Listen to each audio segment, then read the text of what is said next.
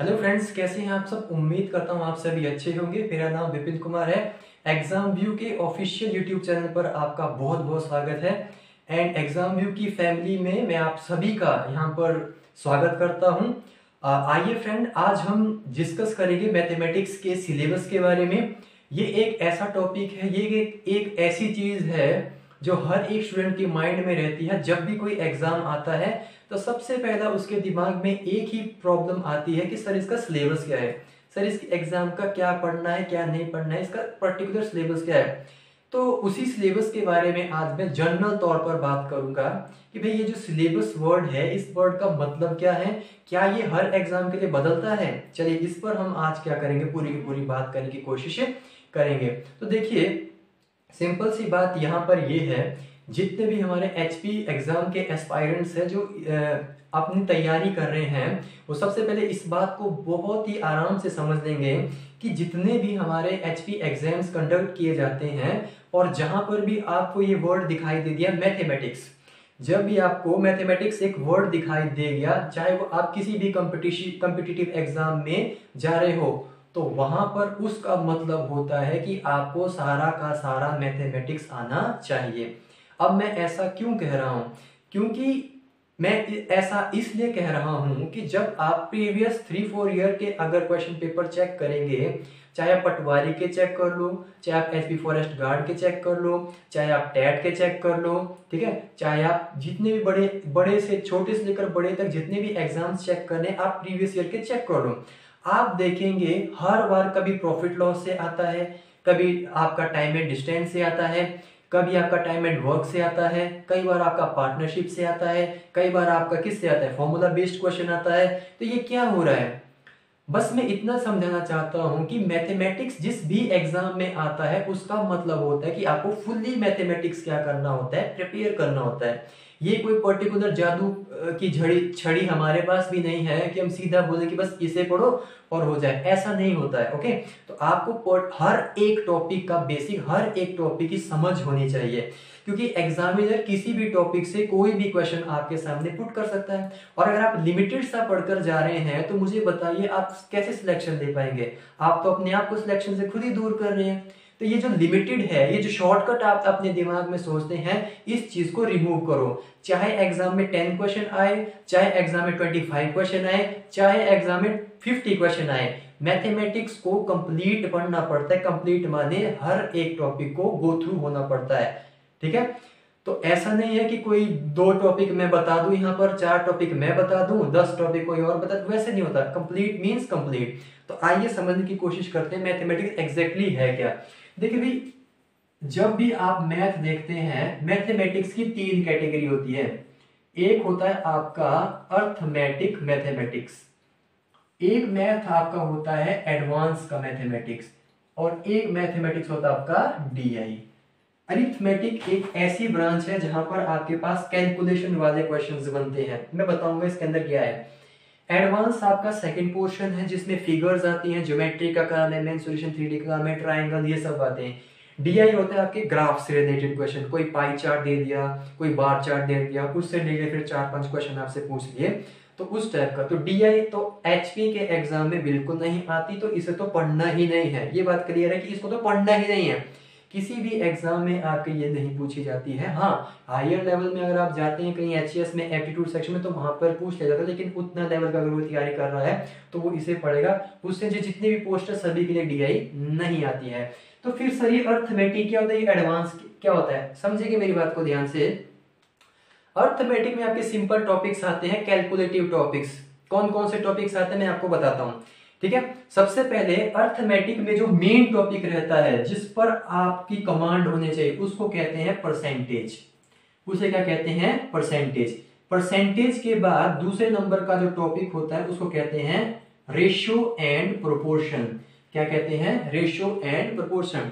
अब मैं क्यों कह रहा हूं कि सर इन 2 टॉपिक पे कमांड करो। अगर जिस बच्चे को परसेंटेज या रेशियो प्रोपोर्शन आ गया, 90% मैथ उसको वहीं पर आ गया। अब आप कहेंगे सर 90% मैथ कैसे आ गया, ये तो सिर्फ 2 ही टॉपिक लिखे आपने। ऐसा मैं इसलिए कह रहा हूं क्योंकि परसेंटेज की नॉलेज अगर आपको अच्छे से है, तो फर्स्ट टॉपिक परसेंटेज है। आपकी स्क्रीन पर भी मैं अब लगा देता हूं, स्क्रीन पर देखिए। फर्स्ट टॉपिक परसेंटेज है, और परसेंटेज जुड़ते हुए टॉपिक देखो कितने हैं। सेकंड नंबर पे आपका प्रॉफिट लॉस है, ये परसेंटेज से मिलता जुलता परसेंटेज इसके अंदर डाली जाती है। थर्ड इसमें डिस्काउंट है, डिस्काउंट वाले क्वेश्चन। फोर्थ आपका सिंपल इंटरेस्ट है। फिफ्थ आपका कंपाउंड इंटरेस्ट है। तो यानी एक परसेंटेज के को मिलाकर के कितने टॉपिक बने, 5 टॉपिक्स। यानी 1% के दम पर कितने टॉपिक आप सॉल्व करते हो, 5 टॉपिक, 5 चैप्टर सॉल्व करते हो। डन।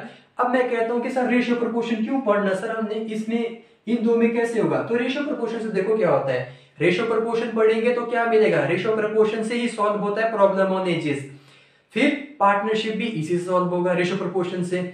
मिक्सचर एलिगेशन ये भी किससे सॉल्व होता है, रेशियो से। लेकिन यहां पर एचपी एग्जाम में जो दे रहे हैं मिक्सचर एलिगेशन चैप्टर को नहीं पढ़ेंगे। ये आपके इसमें से आपके एग्जाम में क्वेश्चन नहीं पूछे जाते हैं। जिनको मैं ना कर रहा हूं वो तो पढ़ने ही नहीं है, वो रियल में ही नहीं पढ़ने, वो आते ही नहीं है, तो उसमें एनर्जी इन्वेस्ट करने की कोई जरूरत नहीं है। मिक्सचर एलिगेशन टॉपिक आप नहीं पढ़ेंगे। ओके, आइए नेक्स्ट देखते हैं। फिर आपका अगला टॉपिक है एवरेज, ये एक सेपरेट टॉपिक है, अलग टॉपिक है। उसके बाद आपका टाइम एंड वर्क इसी के अंदर आता है, अर्थमेटिक मैथ के अंदर। फिर चेन रूल आता है। Work and wages, work and wages का टॉपिक आप नहीं पढ़ेंगे, ठीक है, ये भी आपके एग्जाम का नहीं है। पाइप्स एंड सिस्टर्न्स ये भी आपके एग्जाम में नहीं बनता है, तो इसे भी आप नहीं पढ़ेंगे। नेक्स्ट है आपका टाइम स्पीड डिस्टेंस, ये भी आपका इंपॉर्टेंट है। प्रॉब्लम ऑन ट्रेन्स ये भी करेंगे। बोट एंड स्ट्रीम्स ये भी करेंगे। रेसिस एंड गेम्स ये वाले क्वेश्चन सेंट्रल लेवल के हैं, तो वहां पर आते हैं, आपके एग्जाम में तो नहीं आएंगे। फिर आपका स्टैटिस्टिक्स है, सांख्यिकी। फिर प्रोबेबिलिटी है, जिसमें को आप कहते हैं प्रायिकता, ये भी पढ़ना होता है। फिर लास्ट में आपका आता है क्रमचय और संचय यानी परम्यूटेशन कॉम्बिनेशन। जो परम्यूटेशन कॉम्बिनेशन और प्रोबेबिलिटी है ये मैक्सिमम आपके बैंकिंग के एग्जाम्स में पूछी जाती है, तो परम्यूटेशन कॉम्बिनेशन भी एचपी एग्जाम्स के हिसाब से इंपॉर्टेंट नहीं है, तो आप इस पर भी फोकस ज्यादा नहीं रखेंगे। तो अर्थमेटिक में क्या क्या नहीं पढ़ेंगे, जो मैं कहता हूं सिर्फ वो नहीं पढ़ना, बाकी सब पढ़ना। एक तो आपने मिक्सचर एलिगेशन नहीं पढ़ना है, वर्क एंड वेजेस वाला टॉपिक नहीं पढ़ेंगे। फिर आपने जो है रेसिस एंड गेम्स का टॉपिक नहीं पढ़ना है। ओके, ये टॉपिक्स को छोड़कर जितना मैंने सिलेबस बताया सारा पढ़ना है, कहीं से भी क्वेश्चन आएगा। और आप नहीं पढ़ते हैं तो बाद में भाई हमें मत कहना कि नंबर हमारे कम हो गए या हम नहीं सिलेक्ट हुए। ओके, नेक्स्ट हमारे पास आता है एडवांस का, एडवांस मैथमेटिक्स। एडवांस मैथमेटिक्स में क्या आता है, सबसे पहले ज्योमेट्री, ज्यामिति। ज्योमेट्री में क्या होता है सर, फिगर्स होते हैं, एंगल्स होते हैं, ट्राइंगल होते हैं, क्वाड्रिलेटरल होते हैं, ये सब सारी की सारी इंफॉर्मेशन ज्योमेट्री में है। मेंसुरेशन क्या होता है, मेंसुरेशन 2D, मेंसुरेशन 3D, इसका मैं टॉपिक भी कवर कर चुका हूँ। चैनल की प्लेलिस्ट में जाइए, वहां पर आपको मिल जाएगा। अलजेब्रा, अलजेब्रा होता है बीजगणित, जिसमें फॉर्मूला रिलेटेड क्वेश्चंस आपके एग्जाम में बहुत ज्यादा पूछे जाते हैं। जैसे a+b का होल स्क्वायर क्या होता है, a+b का होल क्यूब क्या होता है, a³ + b³ की वैल्यू क्या होती है, इस टाइप के। क्वाड्रेटिक इक्वेशन, द्विघाती समीकरण, जिसका टॉपिक भी मैं करवा चुका हूं, वैसे काफी सारे स्टूडेंट्स को ये आता भी होगा। पॉलिनोमियल, बहुपद, इसके क्वेश्चंस भी अब आपके एग्जाम में पूछे जाते हैं। ट्रिग्नोमेट्री, त्रिकोणमिति, इससे भी आप रूबरू हो चुके हैं। Height and distance, trigonometry, height and distance दोनों में आपको करवा चुका हूं। कोऑर्डिनेट ज्योमेट्री, निर्देशांक ज्यामिति, इसमें आपका दूरी सूत्र आता है और आपका section, distance formula and section formula आता है, ठीक है। उसके बाद आपका नंबर सिस्टम, यानी जो नंबर सिस्टम का टॉपिक है वो कहाँ आता है आपके अंदर, आपका एडवांस के अंदर। नंबर सिस्टम में आपका हर एक चीज इंक्लूड हो जाती है, square root, cube root, surds, indices, है ना, वो सारा का सारा इसके अंदर आता है। डिविजिबिलिटी रूल सब इसके अंदर है। फिर आता है आपका एक टॉपिक एलसीएम एंड एचसीएफ, ये भी इसके अंदर काउंट किया जाता है। कैलकुलेशन, सिंप्लीफिकेशन, सरलीकरण के जितने भी बोर्ड मास जो आप यूज करते हैं वो भी किसका पार्ट है, एडवांस मैथमेटिक्स का पार्ट है। ये तो सारा का सारा ही पढ़ना है, एडवांस मैथ में कुछ नहीं छोड़ना है। इसमें तो आपके क्वेश्चंस एग्जाम में बनते ही बनते हैं हर टॉपिक से। तीसरा आता है हमारा डीआई, आंकड़ा निर्वचन, इसे आप नहीं करेंगे क्योंकि इसमें ग्राफ्स वगैरह से रिलेटेड क्वेश्चन पूछे जाते हैं और वो आपके एग्जाम में नहीं बनते, तो आप इस पर फोकस नहीं करेंगे। आई होप यहाँ पर आज आपके माइंड में जितने भी डाउट्स थे वो क्लियर हो चुके होंगे कि सिलेबस क्या पढ़ना है, कब पढ़ना है और कितना पढ़ना है। तो फिर से बता देता हूँ कि भाई सारा का सारा ही पढ़ना है। जिन टॉपिक्स को मैंने मना किया सिर्फ उसको नहीं पढ़ना है, बाकी सारा का सारा मैथमेटिक्स पढ़ना पड़ता है, चाहे आप किसी भी एग्जाम में अपीयर हो रहे हो एचपी के। ओके, तो जो इस बात को समझ गया वेल एंड गुड, वो अपनी सिलेक्शन कर लेगा। जो अभी भी सोच रहा है कि 2 टॉपिक 3 टॉपिक ही बताओ भाई, 4 टॉपिक, मैं तो वही पढ़ूंगा, तो भाई उसका सिलेक्शन नहीं होने वाला। तो वो अपने हिसाब से देख ले भाई, अगर वो ऐसा पढ़ना चाहता है तो उसकी सिलेक्शन तो की गारंटी तो कोई हो भी नहीं सकती। कोई टीचर भी नहीं कह सकता कि भाई तू पास हो जाएगा 2-4 टॉपिक पढ़, वो नहीं हो सकता भाई। ओके, तो ये है भाई आपका सिलेबस। नेक्स्ट क्वेश्चन हमारे सामने ये भी आता है जब हम स्टडी करते हैं कि सर देखो हमारा मैथमेटिक्स बहुत स्ट्रांग है, हमें तो देखो सर टेबल याद नहीं होते हैं, हमें स्क्वायर रूट याद नहीं है, हमें क्यूब रूट याद नहीं है, तो वो कैसे होगा। देखो भाई, अगर आप मैथमेटिक्स कर रहे हैं तो टेबल तो भाई आपको आनी ही चाहिए। अगर आप मैथमेटिक्स पढ़ रहे हैं तो आपको square roots and cube roots भी आने चाहिए। एक लिस्ट बना दो प्रॉपरली, और उस लिस्ट को 2-2 बार 3-3 बार या हाँ दिन में 2 या 3 बार आप देख लिया कीजिए, जस्ट नजर मारिए। एक नजर मारने पर क्या होता है, धीरे धीरे आप क्या हो जाते हैं, उसके हैबिचुअल हो जाते हैं और आपके माइंड में वो चीजें फ्रेम हो जाती है। जब किसी चीज को देखते ही नहीं हो, जब उसके रूबरू आते ही नहीं हो, तो आप कैसे याद रहेगा। ठीक है, तो आपके आसपास जितने भी फ्रेंड्स हैं, आप कैसे पता चलता है कि ये वो फ्रेंड है, ये वो फ्रेंड है, क्योंकि आप उनको रोज देखते हैं। आप अपने पड़ोसी को कैसे जानते हो, डेली उनको चेहरा देखते हैं, डेली उनसे बातें करते हैं, तो सब याद है ना। अगर आपके पड़ोसी को या आपके फ्रेंड्स को कई दिन के लिए दूर कर दे तो फिर क्या होगा, तो कुछ कुछ बातें तो आप उनके रिलेटेड भी भूल जाओगे। तो भाई ये कैसे हुआ, ये तभी होता है कि जब आप किसी चीज से अनटच हो जाते हैं। तो अनटच नहीं होना है, टच में रहना है, प्रॉपरली फोकस करना है, हर दिन एक एक रिवीजन, एक नजर मारनी है, दिमाग में प्रेशराइज नहीं करना अपने आप को कि भाई याद ही करना, याद तब नहीं होता कुछ भी याद। इंटरेस्ट से पढ़ो, शौक से पढ़ो तो सब कुछ याद रहता है।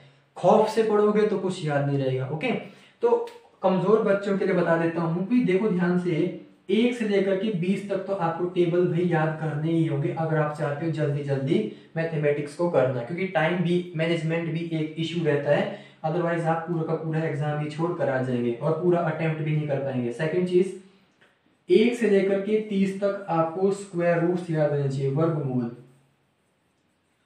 ठीक है भाई, और 1 से लेकर के 15 तक आप क्या करेंगे, क्यूब और क्यूब रूट्स को याद कर लेंगे। अगर जिस बच्चे ने ये काम कर दिया तो समझ लो वो बच्चा क्या हो जाएगा, एग्जाम में बड़े आराम से और बड़े जल्दी जल्दी अपना एग्जाम क्लियर कर देगा। जिसको इन 3 में दिक्कत है तो भाई उम्मीद ना करो कि उनका एग्जाम निकलेगा, क्योंकि जब तक आप इन पे कमांड नहीं करेंगे तब तक आप कैसे करेंगे।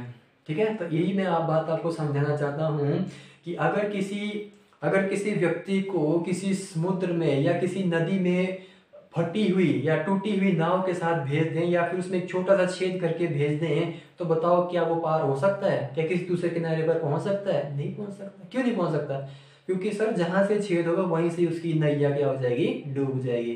तो अगर आप इन 3 पे ही आपको यही नहीं आते हैं तो मुझे बताओ कैसे मैथमेटिक्स में अपना स्कोर कर पाओगे। ठीक है, तो इस चीज पर गौर करेंगे, ध्यान से पढ़ेंगे, कोई यहाँ पर कमजोर नहीं है। आपका दिमाग, आपकी साइकोलॉजी ऐसी बन चुकी है, आपका दिमाग में ऐसी बातें फिट हो चुकी है कि हम मैथ बहुत टफ है, मैथ नहीं होता। इस साइकोलॉजी को बाहर निकालो। ठीक है, जब कोई किसी चीज पर मेहनत करता है वो चीज आसान लगती है, जब कोई चीज को देखना ही नहीं चाहता, समझना ही नहीं चाहता, तो उसकी तो भी दुनिया, सारी की सारी दुनिया ही टफ है। आई होप आज के बाद आपके दिमाग में कोई भी ऐसा सिलेबस से रिलेटेड कोई डाउट नहीं होगा। जिस भी एग्जाम में मैथमेटिक्स आ गया मींस कंप्लीट पढ़ना है। ये भूल जाओ कि शॉर्टकट भी नाम की भी कोई चीज होती है। ओके, सारा पढ़ो, बेसिक पढ़ो। ठीक है, और आपका एग्जाम बड़े आराम से निकल जाएगा। तो उम्मीद करता हूं आज आपके सारे डाउट क्लियर हो चुके होंगे। तो नेक्स्ट सेशन में या फिर मैं आपको एक स्ट्रेटेजी भी बता सकता हूं, चलो उसको कभी दूसरी बार बताएंगे, ठीक, किसी और सेशन में आपके साथ डिस्कस कर देंगे। तो आप ध्यान से पढ़ो, अपनी स्टडी को कंटिन्यू रखो। काफी सारी जॉब्स आ रही हैं, अपॉर्चुनिटी आपके सामने है, उस पर फोकस कीजिए, जरूर आपका सिलेक्शन हो जाएगा। मायूस दिल से कभी भी सिलेक्शन नहीं होता है। इंटरेस्ट से पढ़ो, शौक से पढ़ो, एनर्जेटिक रहो और सेफ रहो। ओके, इन्हीं शब्दों के साथ मैं आपसे विदा लेता हूं। नेक्स्ट सेशन में किसी और टॉपिक के साथ मुलाकात होगी, तब तक के लिए सभी का धन्यवाद।